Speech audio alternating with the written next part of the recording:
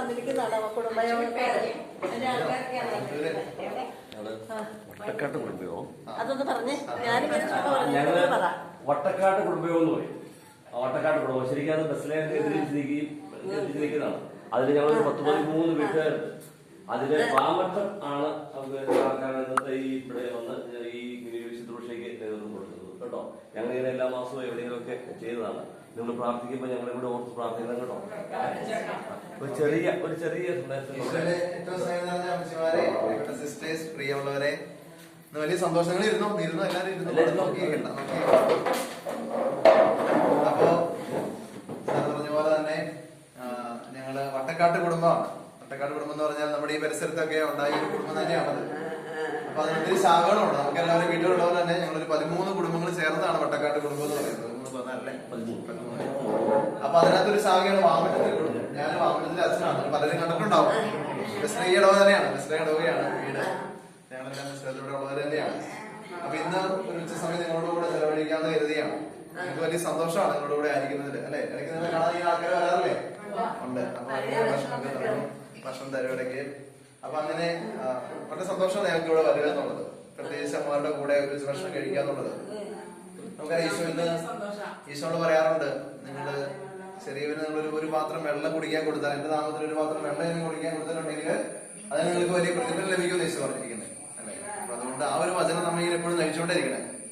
ഞാനിവിടെ വാക്യം കണ്ടു. നിങ്ങളുടെ സ്ഥാപക പിതാവ് എഴുതി വെച്ചിരിക്കുകയാണ്, പാവങ്ങളാണ് നമ്മുടെ സമ്പത്ത് എന്ന് എഴുതി വെച്ചിരിക്കുന്നത് അല്ലെ. എഴുതി വെച്ചിരിക്കുന്നത് അങ്ങനെയാണ്, പാവങ്ങളാണ് നമ്മുടെ സമ്പത്ത്.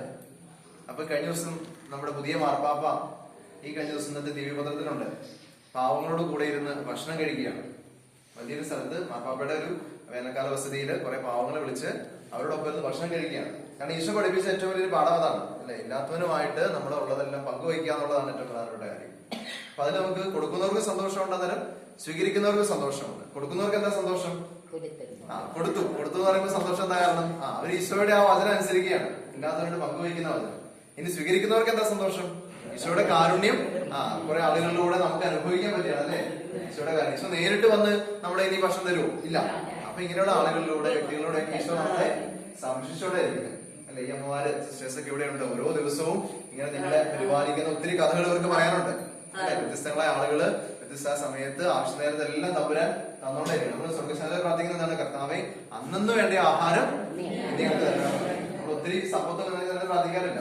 അന്നു വേണ്ട ആഹാരം ഇന്ന് കഴിഞ്ഞ പോലൊക്കെ തരണമേ. ആ ഒരു ചിന്തയോടെയാണ് സിസ്റ്റേഴ്സ് ഒക്കെ പ്രാർത്ഥിക്കുന്നതും നിങ്ങൾ അമ്മമാരെല്ലാം പ്രാർത്ഥിക്കുന്നത് അങ്ങനെ തന്നെയാണ്. അപ്പൊ ഈശോ നമുക്കതെല്ലാം ആവശ്യ നേരത്ത് തരുന്നുണ്ടെന്നുള്ളതാണ്. ഓരോ വ്യക്തികളിലൂടെ ആയിട്ട്, ഓരോ സാഹചര്യങ്ങളിലൂടെ ആയിട്ട് എല്ലാം തരുന്നുണ്ട്. അപ്പൊ നമുക്ക് ഈശോയുടെ പരിപാലനയെ ആശ്രയിച്ച് മുന്നോട്ട് പോകാം. ഈശോ പറഞ്ഞിട്ട് നിങ്ങൾ ഒന്നിനെ കുറിച്ച് ആകുലരാകണം അല്ലെ. നിങ്ങളുടെ തലമുടി ഇട പോലും എണ്ണപ്പെട്ടിരിക്കുന്നതാണ് പറഞ്ഞിരിക്കുന്നത്. എന്ത് ഭക്ഷിക്കുമെന്നോ എന്ത് പാനം ചെയ്യുന്നവർക്ക് നിങ്ങൾ ആരും വിഷമിക്കേണ്ടെന്ന് ഈശോ പറഞ്ഞിരിക്കുകയാണ്. നിങ്ങളുടെ സ്വർഗസ്നായ പിതാവ് നിങ്ങൾക്ക് അതെല്ലാം തക്ക സമയത്ത് തരും. ആ ഒരു ഉറപ്പ് ഈശോ നൽകിയിട്ടുണ്ട്. നിങ്ങൾക്ക് എന്തെങ്കിലും ഭക്ഷണം ഇല്ലാതിരിക്കേണ്ട വന്നിട്ടുണ്ടോ ഇവിടെ? ഇല്ല. അപ്പൊ അതുകൊണ്ട് ഈശോ നിങ്ങളെ ഓരോ ദിവസവും പരിപാലിച്ചുകൊണ്ടിരിക്കുന്നത്. അപ്പൊ ഒത്തിരി നന്ദിയുള്ളവരാണ് ഈശോയുടെ. അപ്പൊ ഞങ്ങൾക്കും ഇങ്ങനെ സന്തോഷമാണ്. ഇപ്പൊ ഈ കുറച്ച് വീട്ടുകാരേ ഉള്ളൂ, നിങ്ങളെ വലിയ പണക്കാരോ വലിയ സമ്പന്നരൊന്നും അല്ല. ഇല്ല, നമുക്ക് ഉള്ളത് ഇല്ലാത്തവരായിട്ട് പങ്കുവയ്ക്കുക എന്നുള്ളതാണ് അല്ലെ. അതാണ് ഈശോ പറയുന്നത്. നമുക്ക് മൊത്തം സമൃദ്ധി ഉണ്ടാവട്ടെ, ഞങ്ങൾക്ക് ഒത്തിരി കാശുണ്ടാവട്ടെ എന്നിട്ട് പങ്കുവയ്ക്കാന്ന് വിചാരിക്കുകയല്ല. നമുക്ക് ഉള്ളതിൽ നിന്ന് പങ്കുവയ്ക്കുമ്പോ അതിന് വലിയൊരു മൂല്യമുണ്ട് അല്ലെ. നമ്മൾ കാണുന്നുണ്ട് നല്ല സമരിയാക്കാരന്റെ ഉമ്മയില് എന്നാ കാണുന്നത് നമ്മള്? അവിടെ ആ സമരിയാക്കാരൻ ഇങ്ങനെ രോഗിയായിട്ട് ആക്രമിക്കപ്പെട്ട് വീണിടുന്ന മനുഷ്യനെ ആശുപത്രി എത്തിക്കുന്നുണ്ട്. എന്നിട്ട് അവന് 2 ധനാറ കൊടുത്തിട്ട് പറയുകയാണ്, ഞാൻ പോവുകയാണ്, ഇനി തിരിച്ചു വരുമ്പോ എന്തെങ്കിലും കൂടുതലായിട്ട് ആവശ്യം ഉണ്ടെങ്കിൽ പറഞ്ഞാൽ മതി എന്നുണ്ട്. ഈ 2 ധനാറ എന്ന് പറയുന്നത് അവനെ സംബന്ധിച്ച് നമ്മൾ വിചാരിക്കും 2 ധനാറ നിസ്സാരമാണെന്ന് വിചാരിക്കും. പക്ഷെ അവനെ സംബന്ധിച്ച് അത് വലിയൊരു തുകയായിരുന്നു അല്ലെ. അപ്പൊ നമ്മൾ ചെയ്യുന്ന കുഞ്ഞു കാര്യങ്ങളാണെങ്കിൽ പോലും അത് സ്വീകരിക്കുന്ന ആളുകൾക്ക് വലിയ കാര്യമാണ് അല്ലെ. അപ്പൊ ഈശോ പറഞ്ഞ ഭൂമിയിൽ നമ്മൾ കാണുന്നുണ്ട്. അതുപോലെ ഇന്ന് ഞങ്ങൾ ഇവിടെ ആയിരിക്കുമ്പോൾ ഞങ്ങൾക്ക് ഒത്തിരി സന്തോഷമാണ് നിങ്ങളോടൊപ്പം ഈ ഒരു ഭക്ഷണം കഴിക്കുക അല്ലെ. ഈശോ എല്ലാ ഭക്ഷണമേശകളിലൂടെ ഒത്തിരി കാര്യങ്ങൾ പഠിപ്പിച്ച ഈശോ ഒത്തിരി വിരുന്നുകളിൽ പങ്കെടുക്കുന്നുണ്ട് അല്ലെ. വിരുന്നുകളുടെ ഭൂമി ഈശോ ഒത്തിരി പറയുന്നുണ്ട് അല്ലെ. അങ്ങനെ ഈശോ വിരുന്നുകളുടെ ഒരു ആളായിരുന്നു. ഭക്ഷണം കഴിക്കാൻ ഇഷ്ടപ്പെടുന്ന ആളായിരുന്നു ഈശോ. അപ്പൊ അതുകൊണ്ട് തന്നെ നമുക്കും ഭക്ഷണം കഴിക്കുമ്പോഴും ഭക്ഷണമേശകളും അവിടെ നടക്കുന്ന കാര്യങ്ങളൊക്കെ നമുക്ക് വലിയ ഇഷ്ടമാണ്. പിന്നെ ഞങ്ങൾ ഒരുമിച്ച് ഞങ്ങളോട് ആയിരിക്കുകയാണ്. നിങ്ങൾക്ക് എല്ലാ നന്മകളും നേരുന്നു. അമ്മമാർക്ക് വേണ്ടി ഞങ്ങൾ പ്രാർത്ഥിക്കുന്നുണ്ട്. നിങ്ങൾ ഞങ്ങൾക്ക് വേണ്ടി പ്രാർത്ഥിക്കണം. നിങ്ങൾ പ്രാർത്ഥിക്കുന്നുണ്ടല്ലേ? നിങ്ങൾക്ക് 6-7 മണി അതാണെന്ന് എനിക്കറിയാം. അപ്പൊ അതുകൊണ്ട് നന്നായിട്ട് പ്രാർത്ഥിക്കണം. ആർക്ക് വേണ്ടി പ്രാർത്ഥിക്കണ്ടേ? അച്ഛന്മാരൊക്കെ നിങ്ങൾക്ക് വേണ്ടി പ്രാർത്ഥിക്കുന്നുണ്ട്. നിങ്ങൾ ആർക്ക് വേണ്ടി പ്രാർത്ഥിക്കണ്ടേ?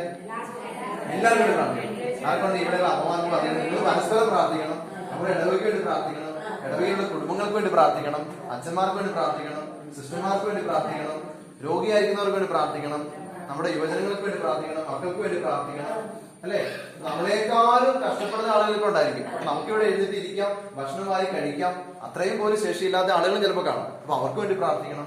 അപ്പൊ അതൊക്കെ നമുക്ക് ഒത്തിരി അനുഗ്രഹമായിട്ട് മാറും. അല്ലെ, അപ്പൊ നിങ്ങൾക്ക് പ്രത്യേകമായിട്ട് നന്ദി പറയുകയാണ്. ഇങ്ങനെ ഒരു കൂട്ടായ്മയിൽ ഞങ്ങൾ വരാൻ അനുവദിച്ചതിനും ഒരു സമയം സന്തോഷത്തോട് പങ്കുവയ്ക്കാൻ അനുവദിച്ചതിനും ഒക്കെ പ്രത്യേകമായിട്ട് നിങ്ങൾക്ക് നന്ദി പറയുകയാണ്.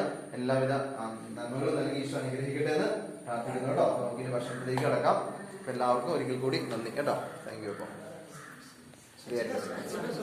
സുഖമായിട്ട് ഞാനിപ്പോ പൈങ്ങോട്ടൂർ പള്ളിയിലാണ്. എന്റെ പേരെന്താ അറിയാമോ? ജോൺസൺ എന്ന പേര്.